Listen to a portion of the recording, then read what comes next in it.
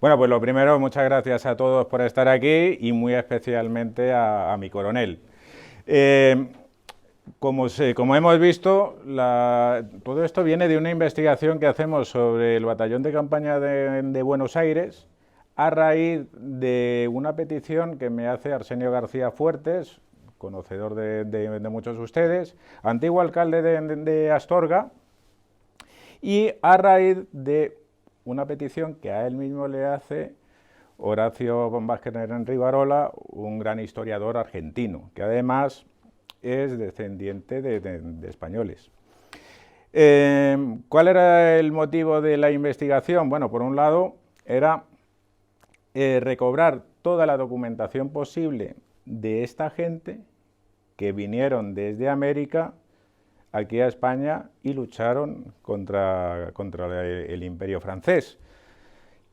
Y además hacer en Astorga unos actos honoríficos a toda esta gente, que eran unos grandes olvidados. De hecho, es lo que se ha dicho ahora mismo, de que prácticamente no se ha hablado nunca de ellos. Pero, una vez dicho eso, hay una serie de conceptos que quiero que queden claros. El primero es que mucho de lo que se ha escrito antes y después y hoy en día sobre la guerra de la independencia no es correcto. Hay muchos datos que se dan por ciertos, que se dan por seguros y son erróneos o se han idealizado. ¿Dónde viene el problema? Porque lo han ido fijando una serie de historiadores a los que prácticamente se les ha puesto como si fuera palabra de Dios, y no es así. Cuando nos vamos a los documentos originales, los documentos de la época, escritos por sus protagonistas, nos damos cuenta que incluso en muchos casos es que no tiene nada que ver con lo que se ha escrito y con lo que la gente conoce hoy en día, esa historiografía, vamos a decir, normalizada, y que en muchos casos se ha llegado a idealizar y la historia real es bastante diferente. Incluso hay casos que se conocen realmente como son y, digamos, pues por temor a cambiar un poquito eso que se da por sentado, no se dice, se sigue ocultando. Y a mí me parece un error, porque precisamente esa historia real es mucho más fascinante que eso que se quiere, digamos, esa historia, vamos a decir, que se conoce, ¿vale? Aquí en estos casos veremos algún dato, ¿vale?, que para los entendidos, para los estudiosos, pues seguramente les sorprenda, ¿vale? Una vez visto eso, vamos a ver, hay que tener en cuenta algo de lo que se ha dicho antes, se ha dicho, ¿eran argentinos que habían venido aquí? En ese momento, pues no existía Argentina todavía, todo era España. Entonces, ¿cómo se identificaban en aquellos momentos los ciudadanos españoles? Muy fácil, españoles americanos, españoles europeos. Y luego, pues uno era de Nueva Granada, otro era del Virreinato del Río de la Plata, de Nueva España, etcétera, etcétera, o era de Córdoba, Andalucía, o era de Córdoba, el Río de la Plata. Entonces, aquí vemos precisamente en el título primero de la nación y de los españoles, de la nación española y de los españoles, de la Constitución de 1812, lo primero que dice, la nación española es la reunión de todos los españoles de ambos hemisferios, incluida Filipinas. Y luego a continuación, como vemos, vamos a hablar del virreinato del Río de la Plata, de todos estos señores que vienen desde allí. Nos encontramos que lo que era el virreinato del Río de la Plata, que se funda en 1776, pues es prácticamente lo que hoy es Argentina, parte de Chile, de Bolivia, de Perú, incluso alguna parte de Portugal. Ahora, ¿por qué? Vamos a ver por qué estos señores llegan a venir aquí. Y yo quisiera ver por qué, si puedo quitar eso de la presentación, eso me sale ahí, pero bueno. Con el ratón, dale con el ratón. No, pero es que el ratón no está... Es que no lo puedo, estoy, jolines.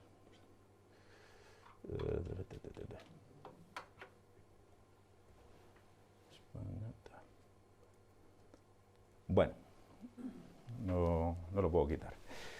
En aquellos años, estamos hablando del 1800, como ustedes saben, España y Francia están aliados.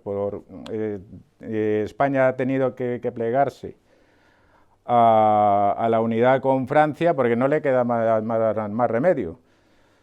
O se enfrenta sola contra Francia o contra Inglaterra, o tiene que buscar un aliado. Con Inglaterra era imposible. Entonces se ve obligado, se ve forzado, después de la derrota en la guerra contra Francia entre 1793 y 1795, a unirse a Francia. Entonces España y Francia están inmersas en una guerra global, en una guerra prácticamente mundial contra Inglaterra, en la que Francia quiere el dominio continental. Inglaterra está inmersa en una guerra por el control del mar. Tenemos la famosa derrota sufrida por Francia y España en Trafalgar, 21 de octubre de 1805, y a partir de ahí, con el dominio del Atlántico, Inglaterra manda una primera expedición hacia el sur de África, y entonces David Baird, que le vamos a ver luego un poco más adelante, porque va a aparecer también en España, ocupa lo que es la colonia holandesa del Cabo de Buena Esperanza, que Holanda en ese momento es parte del Imperio francés. Entonces estamos dentro de esa guerra global. ¿Y cuál es el siguiente objetivo que tiene Inglaterra? Lanzarse contra lo que sería el cono sur americano. Y entonces se lanza una expedición hacia el Río de la Plata y desembarca. Hay una fuerza que William Carr Beresford, que lo vamos a ver también aquí en España, desembarca en Quilmes el 25 de junio y el 27 de junio Buenos Aires cae en poder de los ingleses. Realmente va a ser una ocupación muy corta, porque al poco tiempo Santiago de Liniers organiza una fuerza con las tropas españolas que allí existen, junto con milicias que se organizan entre el pueblo, y se le logra recuperar de nuevo Buenos Aires el 12 de agosto de 1806. Realmente la flota británica sigue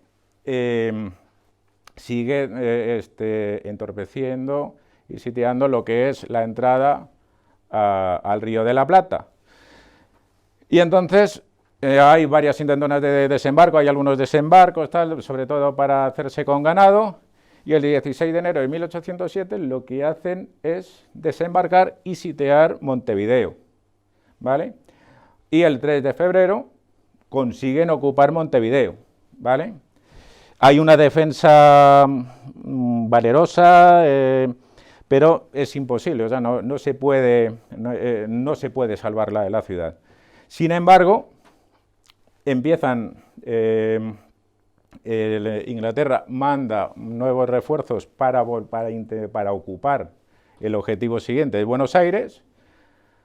Hay entre junio y julio es la campaña de Buenos Aires. Sin embargo, como por un lado desde Inglaterra no se pueden mandar más refuerzos, finalmente la defensa de Buenos Aires termina por derrotar a esta ofensiva británica dirigida por los Whitelock y Crawford, que Crawford vamos a verlo también en España. Se hace un tratado, el tratado de Whitelock-Liniers, y entonces viene por un lado lo que es el cese de hostilidades en el Río de la Plata, y la devolución de Montevideo y el intercambio de prisioneros. Este intercambio de prisioneros es, por un lado, todos los prisioneros que habían hecho los españoles a los británicos, como también los prisioneros que Inglaterra había hecho en Montevideo, a los cuales se habían llevado por barco empiezan a salir en abril, en abril de 1807, se los empiezan a llevar a Inglaterra. Hay que tener en cuenta que la mayoría de esta gente que se llevan prisionera, viene siendo unos 850 más o menos, se tiene calculado, unos 900, porque mueren muchos en la travesía, van sin nada. ¿Por qué? Porque muchos eran precisamente originarios de Buenos Aires y sus familias no habían podido llegar a tiempo pues, para darles ropa, dinero, alimentos y algún medio de subsistencia. Lo que eran los oficiales en los barcos en los que van hacia Inglaterra, pues más o menos están respetados, pero la tropa las pasa fatal. Incluso hay muchos que mueren de escorbuto en el viaje. Sí es conocido, que no sé si se ve bien, cuando llegan, más o menos llegan a finales de junio, primeros de julio, allí a lo que es la desembocadura del Támesis, la tropa empieza a ser, empieza a ir siendo colocada en pontones que son barcos prisión. Más o menos aquí se ve precisamente un grabado de uno de estos barcos prison hulks, precisamente en Plymouth, que es uno de los lugares en donde se empiezan a situar a estos prisioneros. En Portsmouth, Plymouth, tal.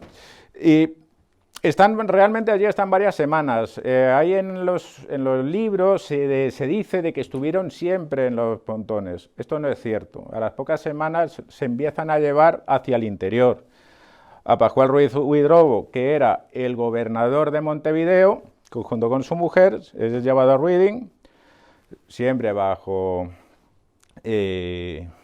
palabra de que no se van a escapar. Los oficiales son llevados a Bishop's Waltham y la tropa empieza a ser internada en el castillo de Porchester, que aquí tenemos a continuación otro grabado, también de la época, en el que pues, las condiciones no eran tan malas como podía ser en los barcos pontones, pero tampoco eran muy buenas. Las autoridades españolas en Inglaterra se empiezan a preocupar de su alimentación, de su mantenimiento, le consiguen un pequeño vestuario, pero que era de muy mala calidad, era de la calidad más baja que se pudiera fabricar, pero por lo menos se intenta buscar una forma para darles un cuidado, porque hay muchos que están enfermos y van cayendo enfermos, ¿vale?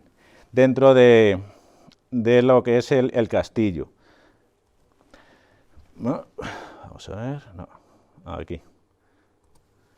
Bueno, a raíz de ese tratado de Whitelaw, de Liniers Whitelaw, que hay el 7 de julio en Montevideo, con la caída con la recuperación de Buenos Aires y de Montevideo,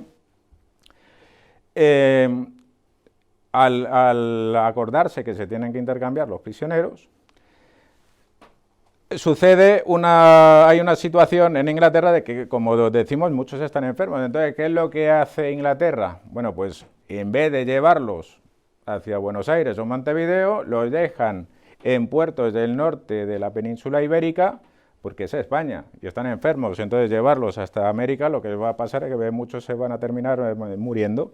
Y entonces se empiezan a dejar pues en Oviedo, en La Coruña, en el Ferrol, en Bilbao, y los primeros se sabe que partieron hacia el 29 de octubre de 1807. Con lo cual, a finales de diciembre, incluso, bueno, ya hay algunos que llegan en noviembre, hasta las primeras semanas del año 1808, están en España, son de estos 800 hombres más o menos. Y luego hay una orden del gobierno que, además del gobierno español, ya una vez que están aquí, que además de que se les tiene que procurar vestuario y alimentación, se ordena que se tienen que trasladar hacia el Ferrol y La Coruña. Una vez que están allí, Ruiz Huidrobo pide al gobierno a Madrid que se intente, que se busquen los medios para que puedan volver al Río de la Plata. Pero la respuesta que hay es que por el momento no puede ser, porque la guerra contra Inglaterra continúa y no hay, y entonces no solamente es la falta de medios, sino que la guerra sigue. Entonces el llevarlos, pues lo único que puede ocurrir es que vengan otra vez los ingleses y los vuelvan a capturar. Pero mientras tanto, todos sabemos que España está en esa situación que habíamos hablado con su aliada Francia.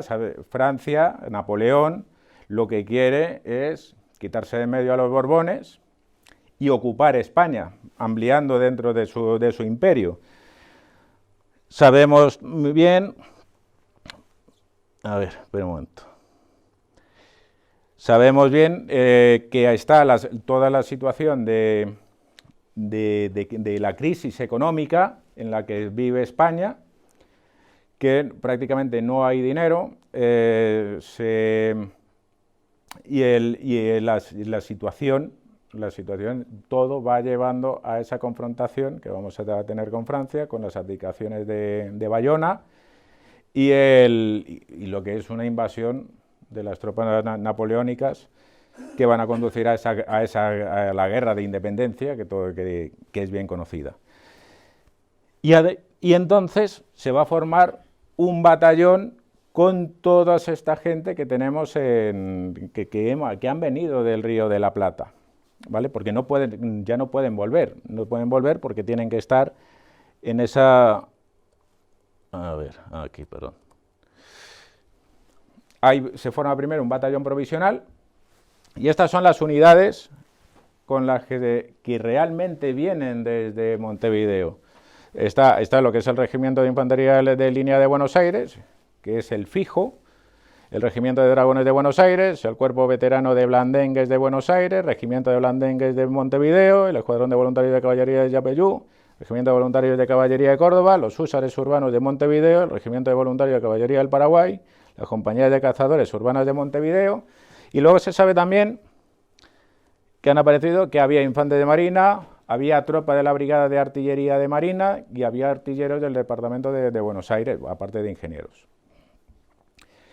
Todos siguen dependiendo administrativamente de sus unidades de origen, es decir, aunque se forme un batallón, ellos, para cualquier situación de ascenso futuro, o para cuando ellos puedan volver a América, siguen dependiendo de esas unidades que hemos visto ahora, ¿vale? Independientemente de que se les haya reunido en un cuerpo. Y por el momento se les ha colocado de servicio de guarnición o están comisionados. Se sabe que, por ejemplo, había unos oficiales que eran de artillería que lo llevaron pues a reparar piezas de artillería en todo lo que era la costa gallega y de Asturias. Así como otro militar quedó a cargo de la bandera que había en La Coruña, que llevaba formada desde 1804, para llevar reclutas gallegos a Buenos Aires. Vale, entonces, vamos a adelantar aquí un poquito. Vale. Entonces, como hemos dicho, después del 2 de mayo, en el que es un poco más complejo, aquí por ejemplo de lo que hemos estado hablando antes, es un poquito mucho más complejo que el tema que se dice siempre del llamamiento a la guerra por parte de los alcaldes de Móstoles. Es una situación bastante más compleja, lo que lleva al levantamiento popular de los territorios que no están dominados por los franceses. Entonces, cuando en La Coruña el levantamiento se produce hacia el 30 de mayo, pocos días después se forma una Junta General del Reino de Galicia y se organiza lo que sería el Ejército de Operaciones de Galicia, en los que están las tropas regulares disponibles, que son, por un lado, las que la Junta hace venir desde Portugal, porque España ha participado en la invasión de Portugal junto con Francia a raíz del Tratado de Fontainebleau.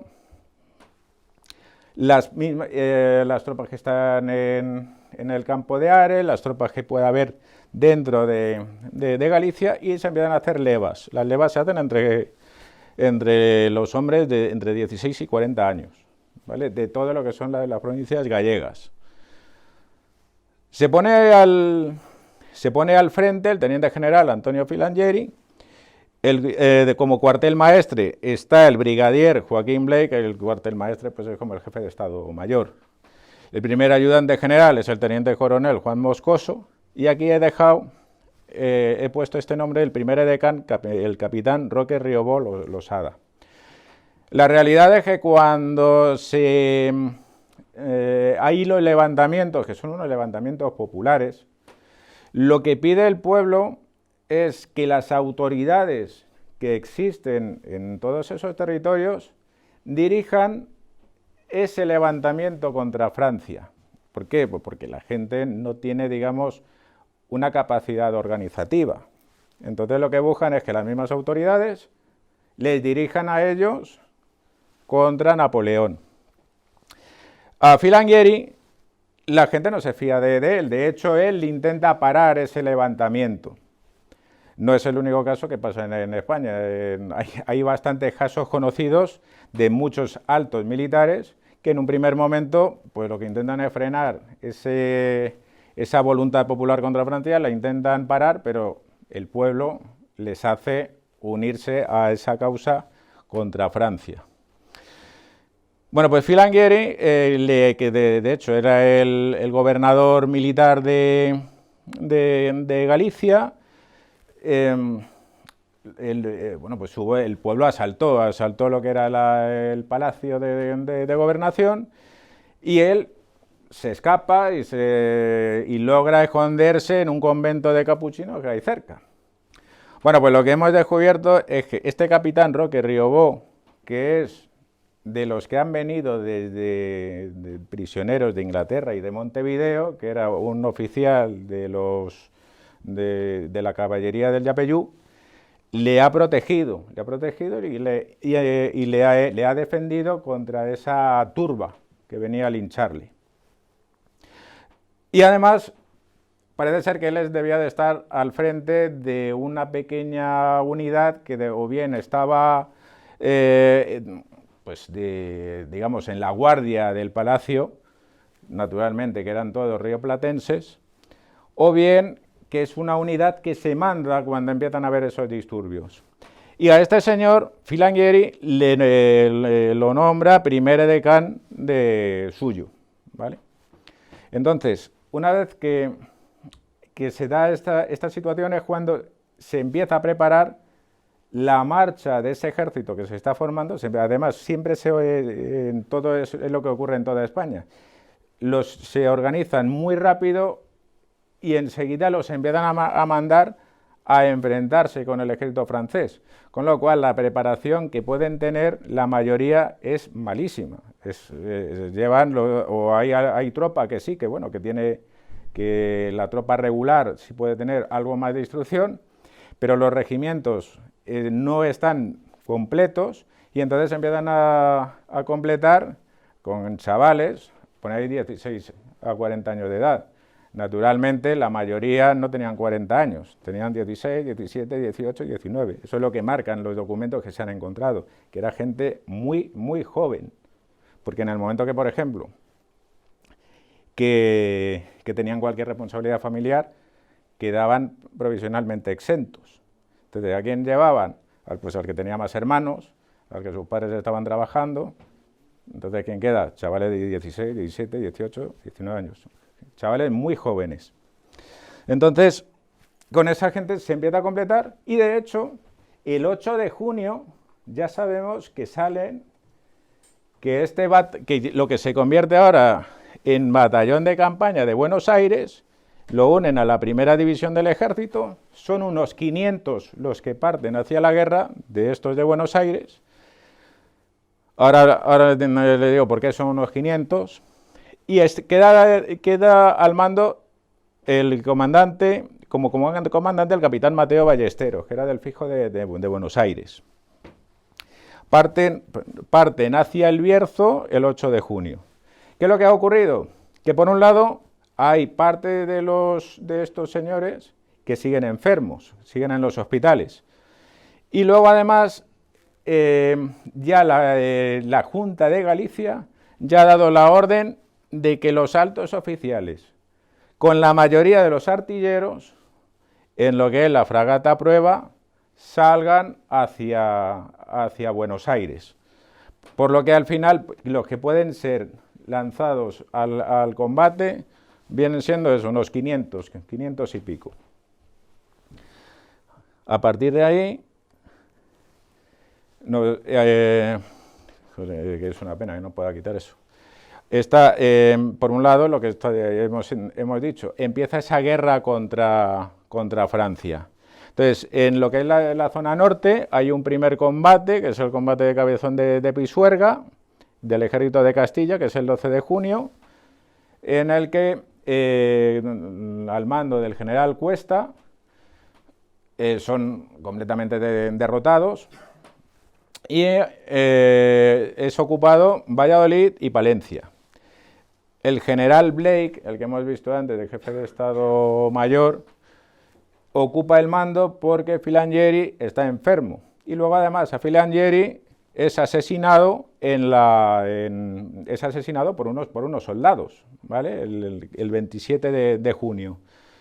Vuelve a estar Riobó en medio de ese asesinato, pero cuenta en sus documentos, en su expediente personal, que no puede hacer nada por salvarle, pero Blake lo vuelve a tomar otra vez como edecán suyo, ¿vale?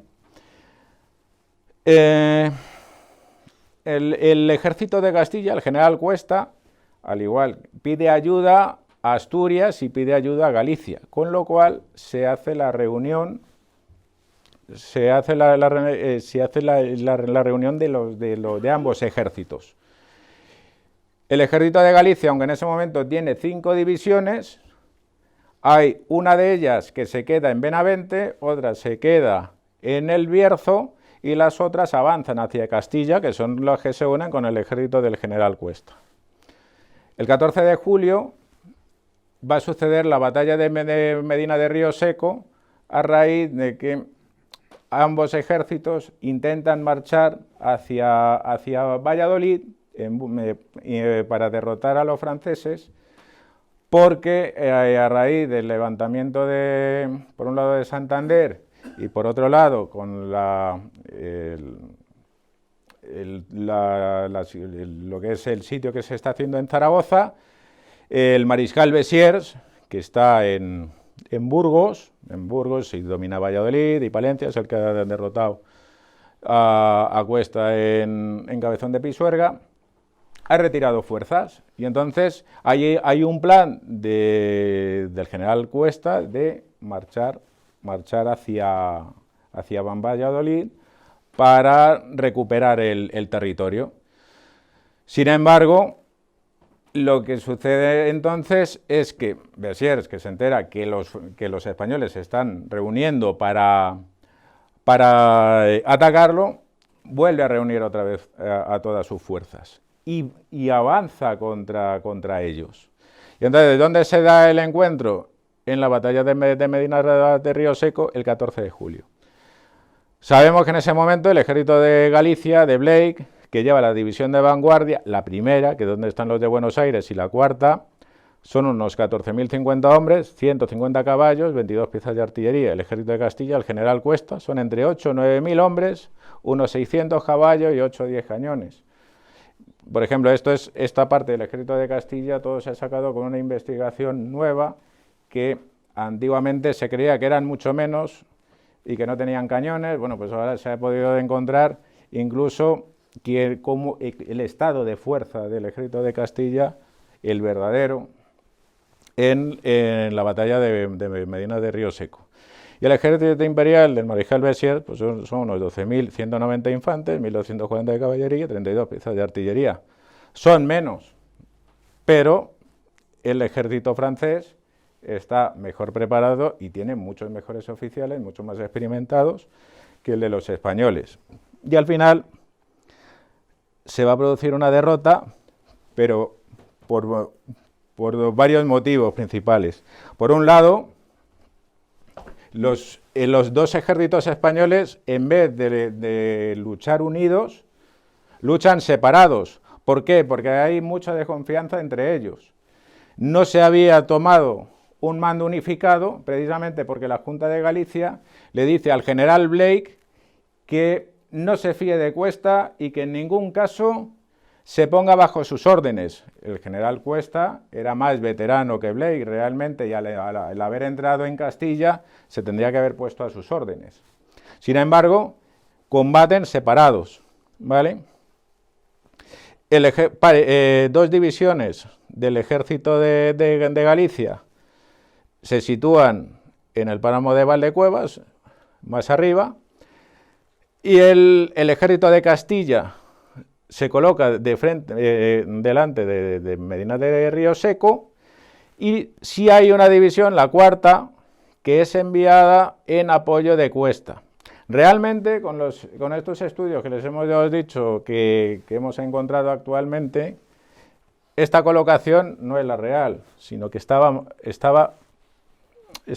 más o menos hacia aquí, ¿vale? Y estos estaban un poquito más separados, llegaban hacia este lado. Entre otras cosas porque empiezan a colocar la artillería y empiezan a batir también a los enemigos. El ejército francés empieza a avanzar, hay una batalla, en los primeros compases de la batalla, bueno, pues está la balanza, incluso en algún momento un poco a favor de los españoles.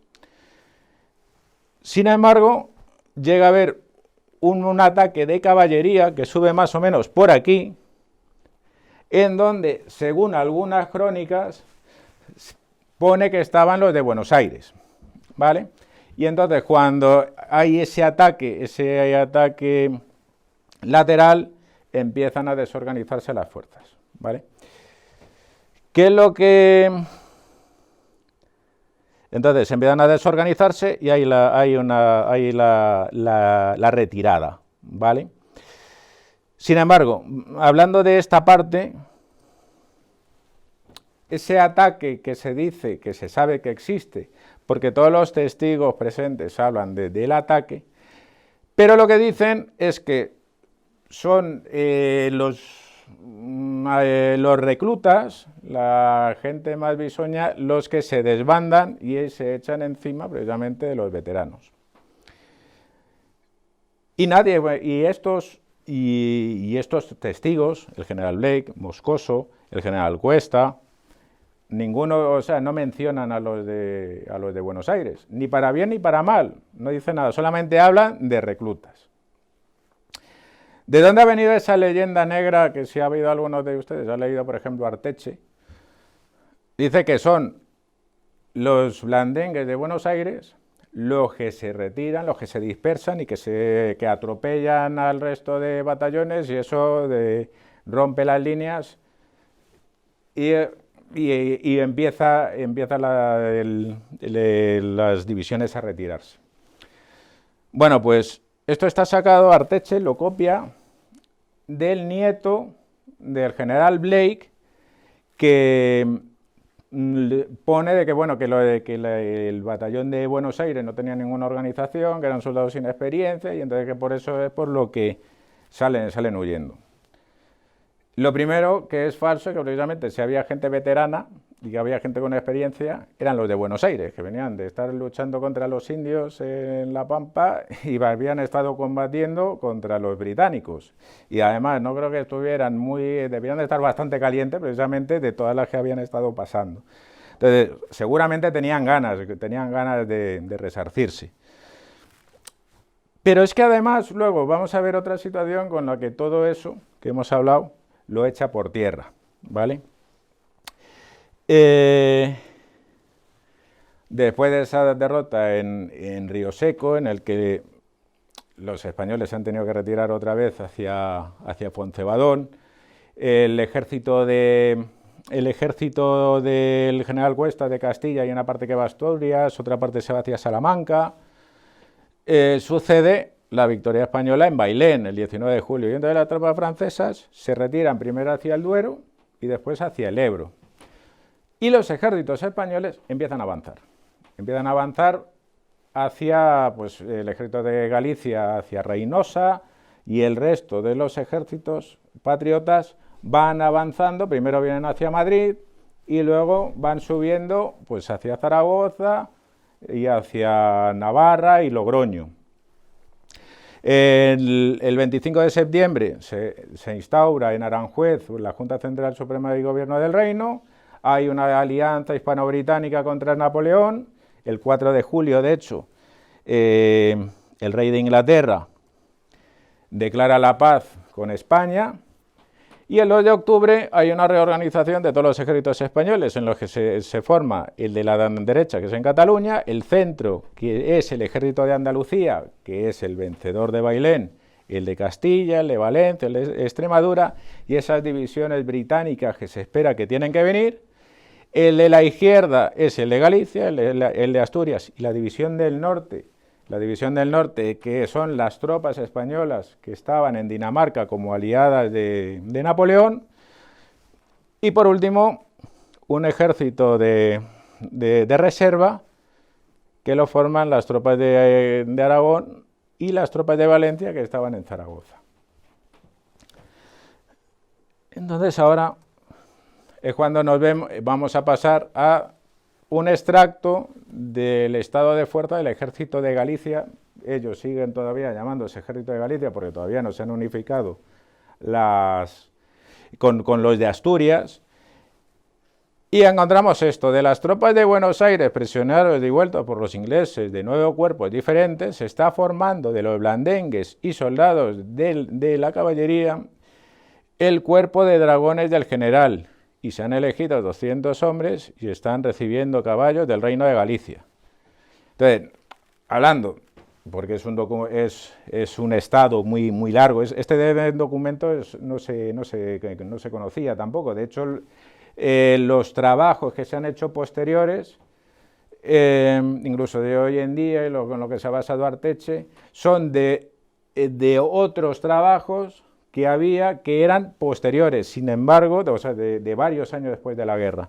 Sin embargo, este documento es un documento del 9 de octubre de 1808, es un documento original, ¿vale? Y entonces no se comprenden en ese estado de cuándo, porque hay en otro sitio que sí que salen lo que son las tropas del batallón.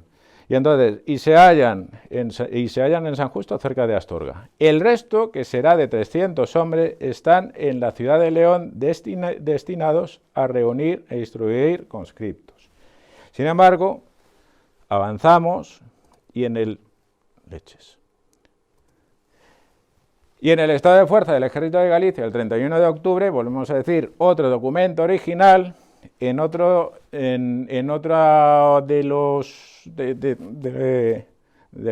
las partes, ¿no?, que tiene ese estado, vemos en los cuerpos destacados, en lo que es la vanguardia, está por un lado la vanguardia, la primera división, la segunda división, la tercera y la cuarta, y se ha creado una reserva. Bueno, pues en la primera vemos ahí Buenos Aires, y te hablan de que ya son 1.217 hombres.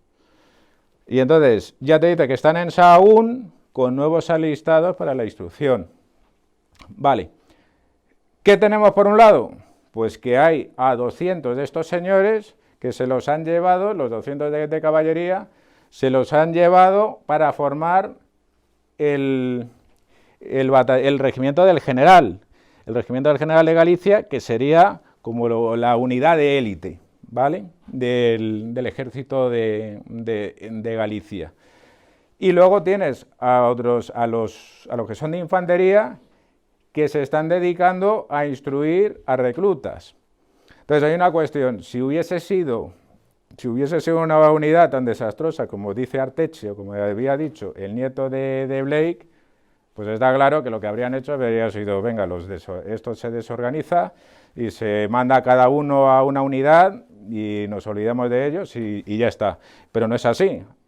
El general Blake se los lleva a los de caballería, a su propia unidad de élite, y a la infantería la pone a instruir reclutas. Sobre este regimiento del general de Galicia hay un oficio del 4 de julio, que está escrito por Blake, a la Junta General del Reino de Galicia. Él pide la formación de la unidad. Y entonces la unidad tiene que estar formada por 2 batallones de infantería y 2 escuadrones de dragones, formada con 4 compañías. Y tiene que pasar a la división de reserva. En esos batallones de infantería sabemos que también hubo personal que venía de Buenos Aires. Y en los escuadrones de dragones ya sabemos que 200 hombres son de esos 500 que habían formado el batallón de Buenos Aires. El 2 de agosto de 1808 se hace el nombramiento de los oficiales al mando del regimiento.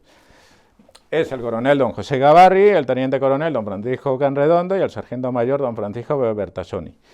Estos son españoles, estos no son de las unidades que venían de Buenos Aires, ¿vale? Pero lo pongo más que nada pues, para que se sepa que es algo de que está documentado. Mientras se está haciendo toda esa organización y todo ese avance español, hay una contraofensiva general imperial. Napoleón se pone al frente de la Gran Armée en España, el 7 de noviembre entra en España, y hay una serie de derrotas. Espinosa de los Monteros, el 10 y el 11 de noviembre, en Burgos, el 10 de noviembre, y en Tudela, el 23 de noviembre. En Espinosa de los Monteros, que ahí lucha el ejército de la izquierda, hay personal de los que habían venido de Buenos Aires, pero están destinados en otras unidades que no son el batallón, ¿vale?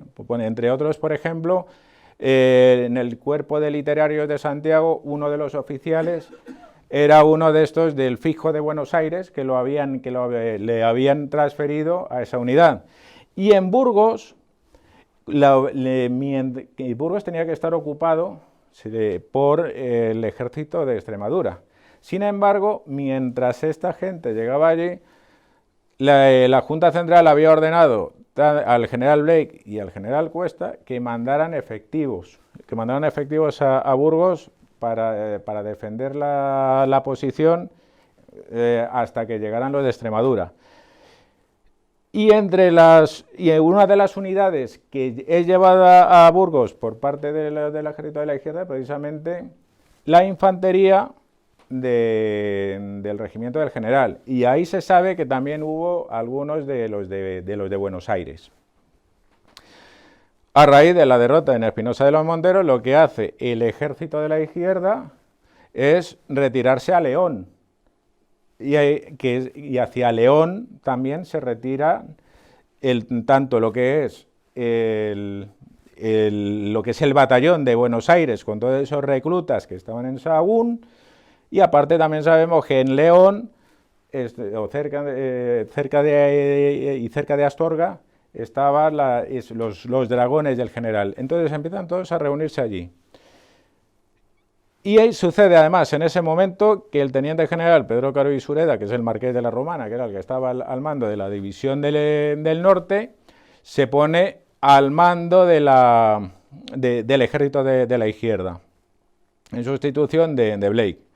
En ese momento la tropa está diezmada, aquejada de unas fiebres malignas contagiosas, hay muchas bajas por tifus, y escasamente la mitad merecía el nombre de soldados. Esto está escrito de memorias de la época, ¿vale? Y aquí volvemos a encontrarnos otra nota referente a los de Buenos Aires, donde pone que en el regimiento en el número de los del regimiento del rey, esto es parte de otro extracto, de otro estado de fuerzas, perdón, en el regimiento del rey, estamos hablando del inmemorial del rey, no están comprendidos 307 individuos que pasaron del batallón de Buenos Aires. Es decir, porque eso es parte del documento, el batallón en ese momento aparece como que desaparece, y entonces esos 307 individuos que son los que de los 300 que habíamos estado hablando antes de infantería, pasan al inmemorial del rey. Por lo que hemos podido ver en los estudios de los expedientes personales, aunque se da la orden, no se llegó a hacer efectivo, ¿vale? Sin embargo, pasan a lo que sería la primera división del ejército, de la que ahora hablaremos. Mientras sucede todo esto, ha habido un desembarco de tropas británicas en Portugal. Sir David Baird, que le hemos visto antes, desembarca en La Coruña al frente de unos 14.000 hombres. Moore, por otro lado, avanza desde Salamanca hacia Valladolid, y mientras suceden estos avances de los británicos por el interior de la península, Napoleón inicia otra ofensiva, después de haber derrotado a los españoles, contra esa invasión del ejército británico y los restos de la izquierda española. Ya estamos hablando del ejército del Marqués de la Romana. El ejército expedicionario británico se concentra en Mayorga y empiezan a retirarse hacia La Coruña. Y el 30 de diciembre es la concentración tanto de los ejércitos inglés como el español, el ejército de la Romana, en Astorga. Entonces, como está avanzando Napoleón precisamente en busca de los británicos, Moore se retira hacia La Coruña por el camino de Manzanal y los españoles se retiran hacia Fuenzaibadón. Ahí les acompaña una de la división británica. Y Napoleón entra en Astorga el 1 de enero. Y la primera división del ejército, donde están los de Buenos Aires, es alcanzada en Turienzo de los Caballeros el 2 de enero. Hay unos 2.000 prisioneros, hay 2 banderas capturadas y el resto de la división se dispersa. Posteriormente sucede la batalla del Viña, que es el 16 de enero de 1809, donde muere Sir John Moore, y lo que es el grueso del ejército británico puede escapar, que es la conocida batalla de La Coruña. Y aquí hay un estado de fuerza de la primera división, esto es del 14 de diciembre de 1808, en donde aparece en el cuerpo en la primera unidad del rey, que es el inmemorial del rey. Está el regimiento de Mallorca, el regimiento de Ibernia,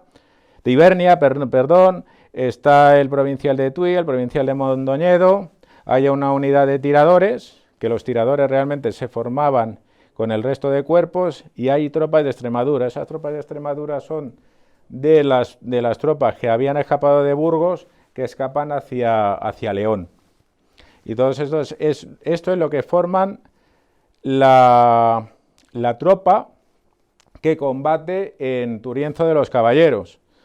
Si hay unos 2.000 prisioneros y el total eran 3.200, pues prácticamente lo que es la división ha quedado completamente destruida. Aquí esto es del expediente del capitán Vicente Miguel de Vivero, que es uno de los oficiales que vienen de Buenos Aires, y entonces aquí cuenta, primero habla de la batalla de Medina de Río Seco, y cuenta esto, que cayó prisionero de los franceses en Turienzo de los Caballeros el día 2 de enero de 1809, y cuenta que después de 1000 calamidades que pasó en poder del enemigo, pudo fugarse desde Río Seco, echándose por una débil cuerda que la suerte le preparó desde lo alto de una ventana de las del convento de Santo Domingo, en donde les habían encerrado, y volviendo a incorporarse en el ejército y tropa de su cuerpo, que también había podido profugar con otros sus compañeros. Entonces ya, bueno, luego hablaremos de ese ataque de Astorga. ¿Qué es lo que ha ocurrido? Que el Marqués de la Romana empieza a reunir su ejército en el valle de Valdeorras, en Orense. El general Marchand sale en busca de la Romana y empieza a darse todo una carrera entre el gato y el ratón. Los españoles se retiran hacia Portugal, vuelven a meterse otra vez hacia Orense, los franceses dejan de perseguirlos, otra vez vuelven a atacarlos. Pero al mismo tiempo, mientras hay esa carrera entre lo que es los restos que están del ejército de la Romana, en Galicia empieza a surgir un levantamiento popular contra la ocupación francesa, que es lo que se conoce como las alarmas. Toda esa situación permite que el ejército de la izquierda empiece a reorganizarse, y entonces se forma una división de vanguardia, una primera división que está al mando de Nicolás Maí, y en la segunda división donde está Francisco Taboada. En ese momento, de forma provisional, los de Buenos Aires, que vuelven a aparecer otra vez como batallón, aunque son unos 50 hombres, luego vamos a verlo, es lo que queda después de lo de Turienzo, la mayoría o han muerto o quedan prisioneros, o sea, se salvan unos 50 y tantos. Y luego hay un destacamento en la Puebla de Sanabria, que está al mando de Martín de la Carrera.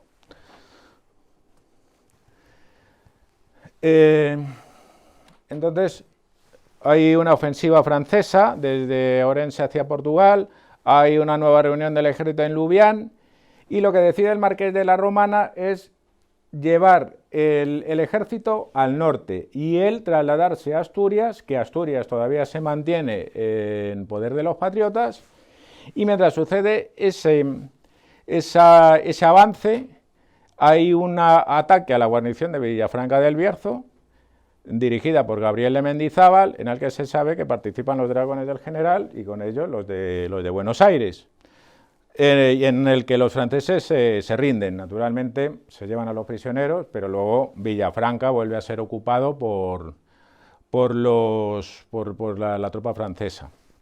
La Romana llega a Oviedo y el ejército se sitúa entre Mondoñedo y Lugo y queda al mando del general Maí.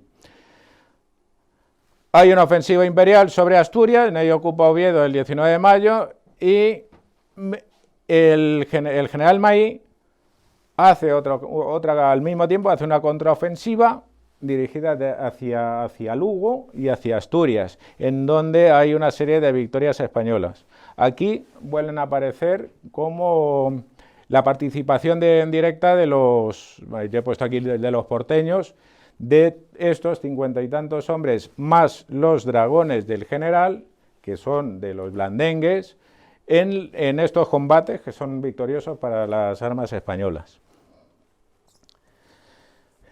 Martín de la Carrera se ha trasladado desde la Puebla de Sanabria hacia Tui para apoyar la insurrección y empiezan a darse una serie de victorias españolas que van a obligar a los franceses a retirarse tanto de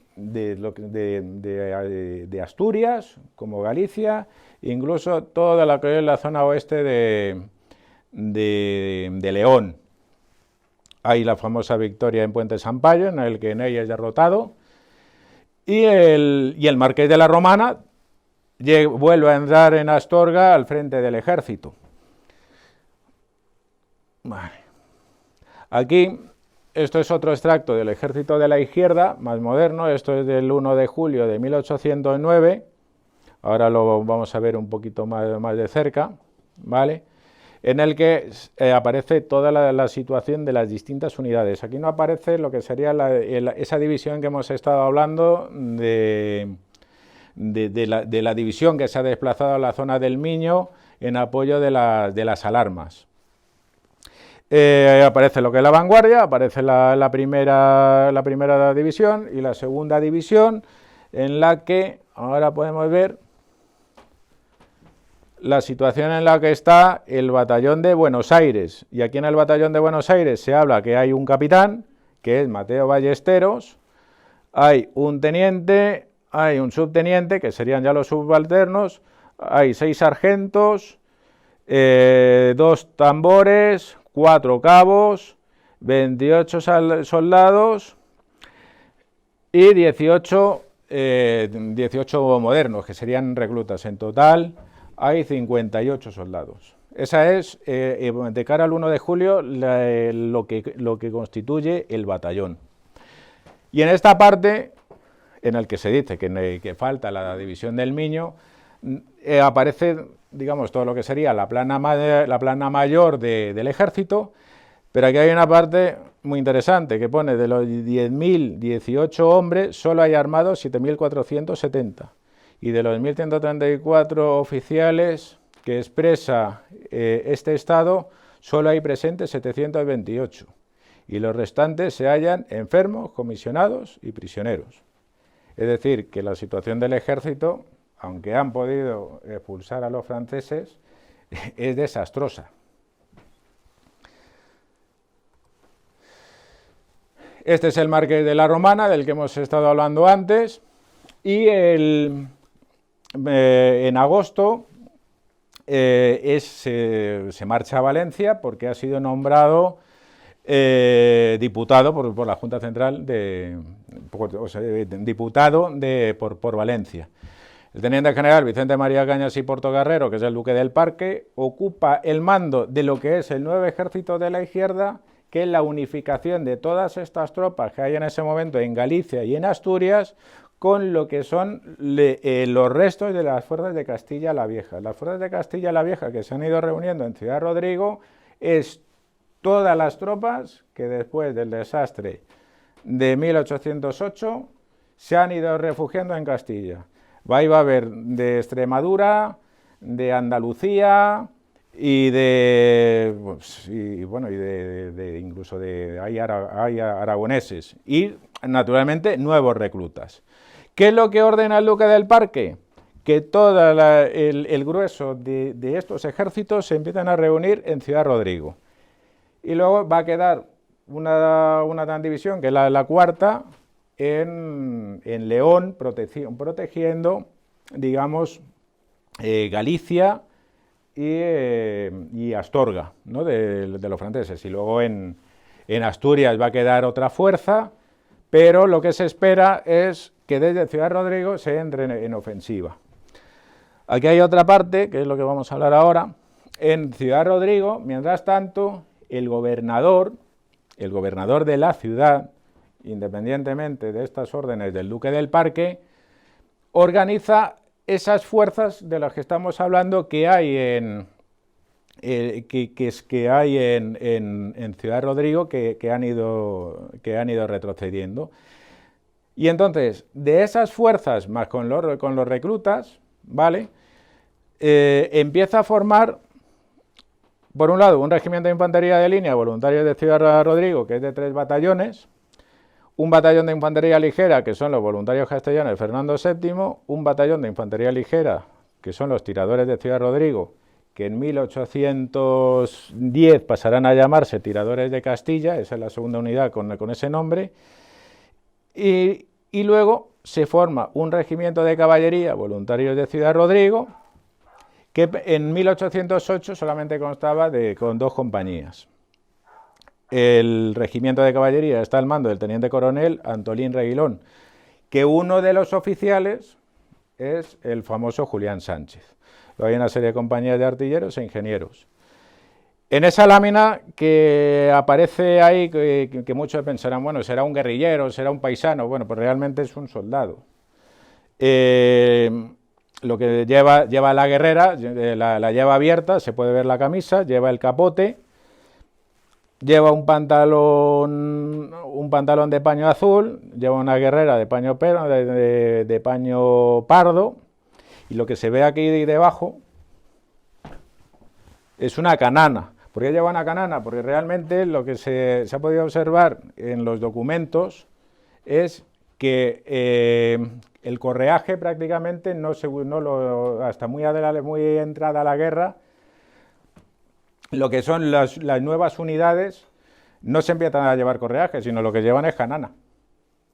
Es lo que llevan, una canana donde meten los cartuchos, y luego sí, cada uno lleva su panera y lo que pueda llevar, pero por lo que solían llevar eran cananas, ¿vale? Y entonces, aquí hay una parte que es muy interesante.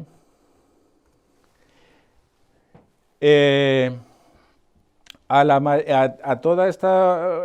trasladarse el grueso de lo que es el ejército de la izquierda a Ciudad Rodrigo, incluyen a estos señores que eran de los dragones del general. Y los dragones del general los asimilan luego el duque del Parque a ese regimiento de caballería que se había formado en Ciudad Rodrigo. Y son los blandengues. Entonces, por ejemplo, aquí aparece, esto es un listado en el que, de 1809, en el que aparecen todos los oficiales y todos los sargentos del regimiento de caballería de Ciudad Rodrigo. Cerca del 30% son de los blandengues y de las unidades de caballería del Río de la Plata. Es decir, estamos hablando de unas unidades de élite de la guerra de independencia, en la que, vuelvo a decir, una de las compañías es la de Julián Sánchez, que es la que se va a convertir en los famosos lanceros. Y aquí tenemos aquí en esta misma folio, en esta misma página, tenemos por un lado a José Rondó, que lo tenemos aquí, que va a ser, en el futuro, va a ser uno de los líderes de la independencia argentina. Y aquí tenemos a José Arenas, que es otro de los oficiales que ha venido desde Montevideo. Aunque luego hablaremos del caso, José Rondó, como hemos dicho, es uno de los líderes de la independencia, y José Arenas, que se va a mantener en el bando de los realistas, que era prisionero en Montevideo en 1814, manteniendo luchando contra los independentistas. En octubre hay una ofensiva española dirigida por el duque del Parque, en la victoria española en Tamames, del 18 de octubre, en la acción de Medina del Campo y el Carpio, el 23 de noviembre, hay una contraofensiva del general Kellerman, que es detenida, pero por un lado sucede el desastre de los ejércitos de La Mancha y Extremadura en Ocaña, que es el 19 de noviembre. El duque del Parque se tiene que replegar y es cuando sucede la desastrosa derrota también española en Alba de Tormes. Pero el ejército español puede volver a reunirse en Ciudad Rodrigo porque Kellerman no sigue persiguiendo a los españoles. Y ahora nos vamos a trasladar otra vez a Astorga. La cuarta división del ejército de la izquierda, que ha quedado al mando del jefe de escuadra, Juan José García Velasco, el jefe de escuadra de la Armada, que sería más o menos como un mariscal de campo, está situado en Manzanal y Fuencebadón.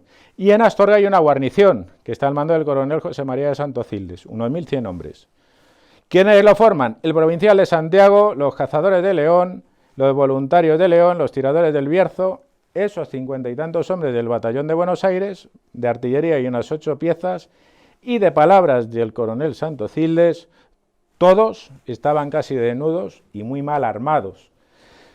Sin embargo, hay un ataque francés en el que se intenta, que es el 9 de octubre, en el que se intenta ocupar la ciudad de Astorga. Los franceses vinieron desde por aquí, desde Benavente, e intentaron entrar a la ciudad por aquí, por el arrabal de Reitivia. Por aquí estaban los de Buenos Aires, junto con otras unidades, con el resto de los soldados. Y detuvieron el asalto. Los franceses tuvieron que volver a retirarse después de varias horas de combate, y cuando estaban pasando por aquí, la artillería los machacó. Aquí vemos otra vez del expediente del capitán Vicente Miguel de Vivero, como cuenta que se halló en el ataque de la plaza de Astorga del 9 de octubre del expresado año 1809 a las órdenes de su gobernador, don José María de Santocildes, teniendo que retirarse el enemigo con mucha pérdida después de 4 horas y media de combate, y por cuya gloriosa acción el general de división dio las gracias a los dignos oficiales y valiente tropa que habían seguido a su gobernador. De esto, por ejemplo, de este asalto al sitio de Astorga de 1809, lo mismo se conoce bastante poco, porque todo se habla del sitio de Astorga de 1810. Entonces hemos llegado a diciembre de 1809. ¿Cuál es la situación de las tropas procedentes de América? Bueno, pues por un lado tenemos estos poquitos que se han quedado en lo que se sigue llamando Batallón de Campaña de Buenos Aires, que están en Astorga, los blandengues y los de caballería y algunos de infantería que están en lo que era el antiguo regimiento de general, que los han llevado al regimiento de caballería de Ciudad Rodrigo, y hay alguno que está en otro regimiento también de caballería, en otros cuerpos.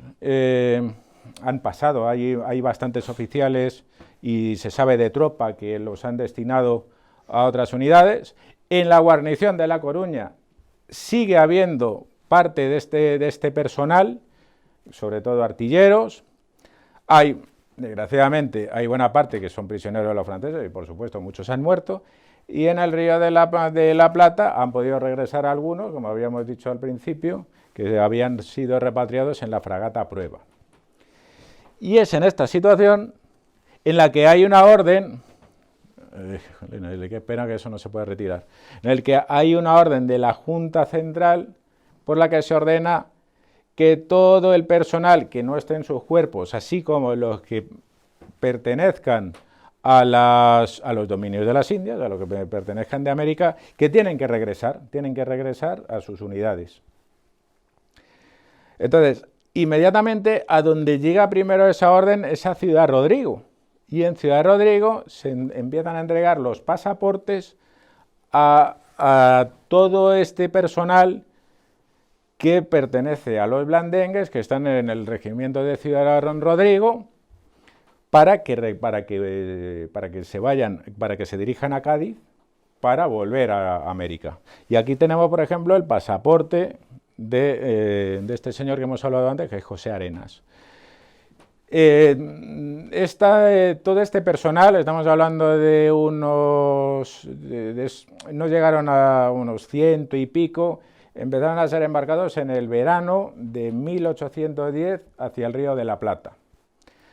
Y estando allí, se enteran del levantamiento, del pronunciamiento que ha habido en Buenos Aires el 25 de mayo, con lo cual unos van a tomar la determinación de unirse al bando rebelde y otros van a seguir pues, por el bando realista. Pero mientras tanto, lo que son estos que han quedado en Astorga, estos van a tardar más tiempo en volverse, en poder regresar. ¿Por qué? Porque lo primero que se hace es llevarlos a retaguardia, seguramente a Villafranca del Bierzo, pero en enero de 1810. Nicolás May ocupa el mando de la 4ª División, Junot inicia el sitio de Astorga, se les empieza a utilizar para lo que son a los de Buenos Aires, a esos ataques que se hace para intentar romper lo que es el sitio de Astorga. Astorga finalmente va a caer el 22 de abril y a los efectivos que quedan de Buenos Aires, que son muy poquitos, se los llevan a Orense. El 6 de julio, Nicolás May traslada la orden a Mateo Ballesteros para que se traslade a La Coruña para preparar a embarcarse para América. A partir de entonces empieza un trabajo, pues como pongo aquí, una dilatada correspondencia que tiene el capitán Mateo Ballesteros, por un lado para reunir a todo ese personal que está disperso de los de Buenos Aires en distintos puestos, en la guarnición de La Coruña, los hombres que vienen con él, por un lado para preparar esa vuelta, pero también para que se les reconozcan sus méritos y sus ascensos, y que se les confieran ascensos. Y Nicolás May hace un escrito a la regencia, ahora ya lo que está ha desaparecido, la Junta Central, y ya estamos en la regencia, y hace este escrito que desde luego es precioso, ¿no? Haciendo honor a esta gente. Dice: los méritos anteriores de estos oficiales contraídos en Buenos Aires no me constan, sino en cuanto no debo dudar de la firma del comandante, de lo que escribe Mateo Ballesteros. Mas los que han contraído durante la actual guerra les hacen acreedores a ser partícipes de los ascensos y satisfacciones del ejército respecto a haber participado de sus trabajos con la penalidad de servir en un clima tan diferente del suyo, cuya circunstancia ha minorado tanto su número que apenas subsisten algunos. Y no cabe duda en que habían sido postergados en sus respectivos cuerpos sin haber conseguido alguno en este ejército por razones que yo no alcanzo. Por lo tanto, y que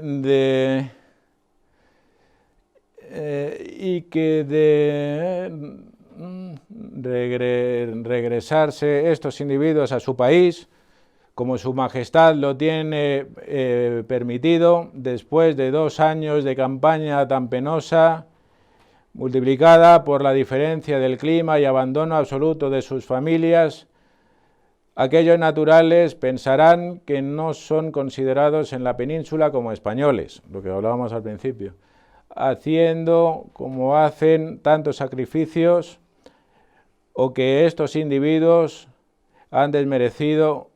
Juzgo son dignos de su majestad, los agracie, lo menos con el grado inmediato y despachos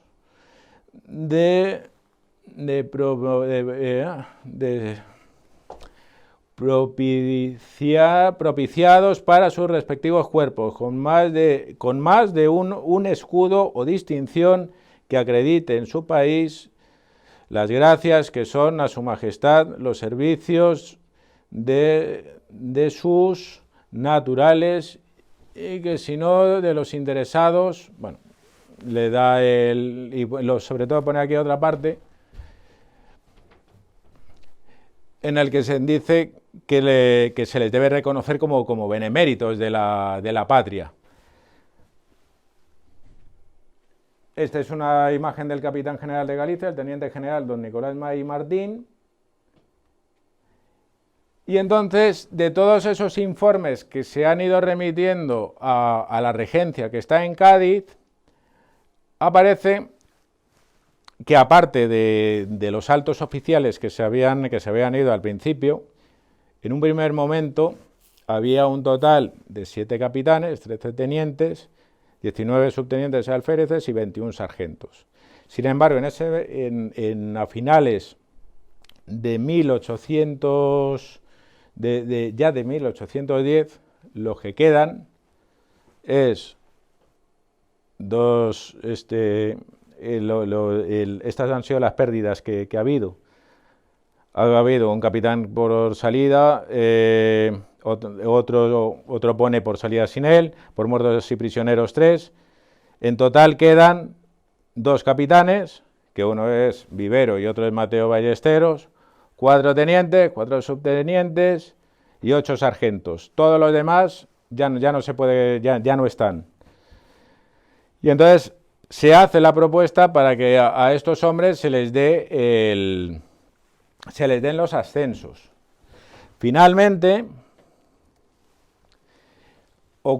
hay un nuevo reglamento de infantería de línea y ahí está el nuevo reglamento de pie de fuerza para los regimientos de infantería de línea y los batallones de infantería ligera, en el que se dice que cada regimiento de infantería de línea se compondrá de 3 batallones y cada batallón de una compañía de granaderos, otra de cazadores y 4 de fusileros, con un total de 2.254 de tropa. Por un lado, eso lo encontramos por un lado, pero por otro el Consejo de Regencia divide las fuerzas españolas en 6 ejércitos de operaciones. Todo esto, por un lado, es el reglamento del 1 de julio de 1810 y el Consejo de la División de las fuerzas españolas es del 16 de diciembre. El 6º ejército, que es el de Galicia, Asturias, León, parte de Castilla, a la derecha del Duero, es donde están incluidos los de Buenos Aires, que después de haberse empezado a reunir esos restos que han quedado de las distintas guarniciones y de otras unidades, lo que quedan son unos 100 hombres. como no puede cumplir esos 2.254, ¿cuál es la orden que hay? Que los restos pasen a lo que es el antiguo provincial de Mondoñedo, que ahora se ha convertido en un regimiento de infantería de línea. Eso es una orden del 22 de diciembre de 1810. Ya se encuentran con otro problema esta gente. De encima nos quitan, digamos, nuestra... claro, entonces no tienen... Pierden el nombre. Pierden el nombre y ya tienen otra historia contra la que luchar. Finalmente, por suerte, el 9 de octubre de 1811, el Consejo de Regencia comunica al mariscal de campo Francisco Javier Abadía Aragorri, que es el sucesor de Nicolás Maí, al mando del Sexto Ejército, la resolución por la que se aprueban los reales despachos de empleos, grados, agregaciones y premios concedidos a los oficiales del Batallón de Buenos Aires, además del famoso escudo del que hemos hablado antes, hacia las provincias del Río de la Plata, excepto Buenos Aires, porque Buenos Aires se ha declarado independiente. Y aquí aparece lo que es esa nota que se manda por parte del Consejo de Regencia, en el que se dice cómo debe ser el escudo. Ese escudo de distinción debe figurar los dos mundos entre las columnas de Hércules bajo una sola corona, con una inscripción que indique el patriotismo del sujeto a quien se honra con esta divisa. Lo que no hemos sabido es que se sabe que se entregó porque hay distintos documentos en el que se dice que se entrega, pero no sabemos realmente qué es lo que dice la inscripción. Pero entregarse se entregó. Cualquier día aparecerá algún documento por ahí por Buenos Aires o algo que aparezca alguien que lo tenga.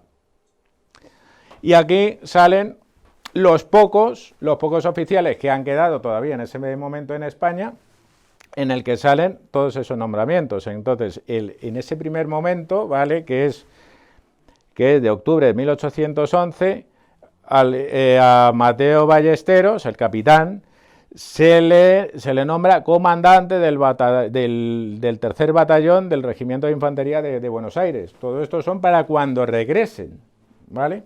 ¿Qué es lo que ocurre?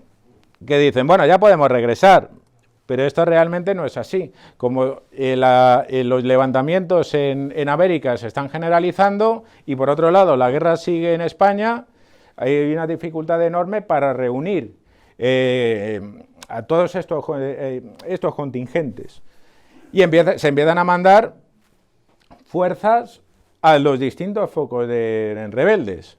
En 1811, por ejemplo, se sabe que parten unos 1.068 hombres de América, pero solo 87 a Montevideo. Claro, puede ser que algunos fueran de esta gente, pero es que también se están mandando gente que están preparando en Cádiz. En 1812 partieron otro 5.814, el 80% va a Nueva España y muy poquitos a Montevideo. Luego ya sí, en 1813 partieron 3.404 a Montevideo. Por los documentos que se han podido encontrar, parece ser que la mayoría debieron de ir en ese contingente. De los 100 estos que quedaban en Galicia, la mayoría debieron de ir ahí. Sin embargo, que en 1814 se está preparando una expedición de 10.000 hombres al Río de la Plata al mando del general Pablo Morillo. El 23 de junio es la caída de Montevideo, que es donde José Arenas y muchos otros oficiales que habían pertenecido al regimiento de caballería de Ciudad Rodrigo, caen ahí prisioneros. Esta expedición parte en vez de ir hacia el Río de la Plata, va hacia la Nueva Granada. Y aquí se sabe que Mateo Ballesteros, aparte por este documento, más su propio expediente, Mateo Ballesteros, que era el que había estado luchando por otros, no sale hasta esa fecha hacia América. Y en vez de volver al Río a Buenos Aires, que es donde tiene a su familia, tiene que estar combatiendo en todo lo que sería el Perú. Y entonces se da toda esa terrible situación de antiguos compañeros de armas que están luchando unos contra otros. Hay algún caso de de algún oficial que vuelve a América y se ha quedado sin nada porque los rebeldes se han quedado con todas sus propiedades. Hay el caso este del capitán Vivero, no vuelve porque sus hijos que están en Buenos Aires, se han pasado al bando rebelde y el Coque dice, yo no quiero enfrentarme a mis hijos, y entonces se queda en Galicia. Hay otros casos, un tal Espino, que es de origen italiano, que en Galicia se casa, conoce a una chica y se termina casando. Y hay otros que no vuelven, que deciden no volver por motivo X. Hay otro caso curioso, el de Bartolomé Rondó, que es el hermano de José, que se queda en el regimiento de caballería de Ciudad Rodrigo, pasa a ser uno de los oficiales de Julián Sánchez y se convierte, pasa a lo que es el regimiento de lanceros y termina la guerra en Francia. Y se tiene constancia que nunca volvió a su tierra. Y bueno, pues esto ha sido todo. Espero que les haya interesado.